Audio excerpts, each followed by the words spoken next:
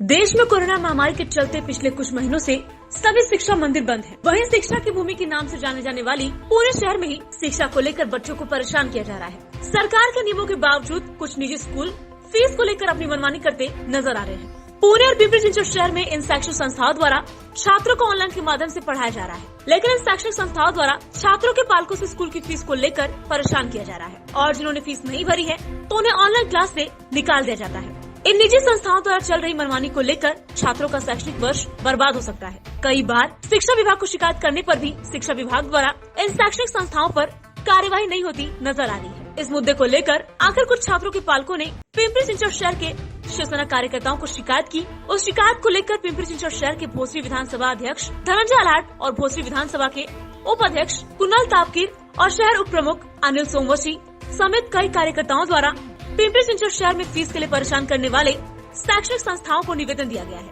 साथ ही इन शैक्षणिक संस्थाओं को सभी छात्रों को जल्द से जल्द ऑनलाइन क्लास से जोड़ने की अपील की गई है। साथ ही सभी छात्रों की इस साल की फीस 50% कम करने की मांग की है। अगर इन शैक्षणिक संस्थाओं द्वारा छात्रों की फीस कम नहीं की जाती है तो स्कूल के खिलाफ शिवसेना अपने अंदाज में आंदोलन करेगी। ऐसे कड़े शब्दों में धनंजय आलाट ने चेतावनी दी है। कोरोना महामारी से चलते यहाँ पिंपरी चिंचवड में सब उद्योग ठप्प हुए हैं, लोगों की नौकरियां चली गई है, लोग बेरोजगार हुए हैं। इसमें से यहाँ के जो कुछ चंद स्कूल है उनकी जो फीस है वो पालक भर नहीं पाते। उनकी बहुत पैमाने से शिकायत शिवसेना के कार्यकर्ता के यहाँ आ गई है और हम सब स्कूल के जो मैनेजमेंट है उससे मिले, उनको निवेदन दिया कि ये कोरोना वजह से लोग मुसीबत में है, संकट में है, इतनी बड़ी फ़ी वो भर नहीं सकते, आप उससे 50% आप वो माफ़ करने की वहाँ हमने मांग रखी है।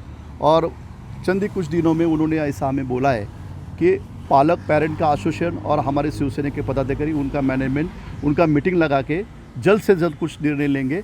अगर वो हुआ नहीं तो शिवसेना का तरफ से हर जो इधर पिंपरी शहर में जो बड़े संस्था की जो एजुकेशन संस्था है वहाँ हम सब शिवसैनिक बड़े पैमाने से आंदोलन करेंगे।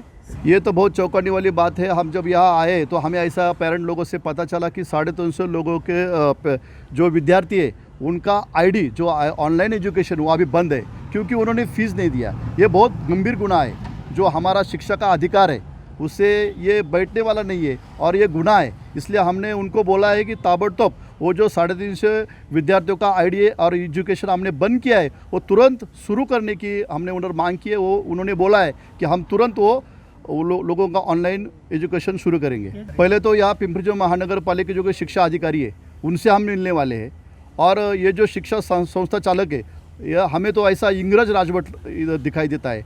कौन सा भी जो का बड़ा जो शिक्षण संस्था है वो मनमानी उनकी चल रही है।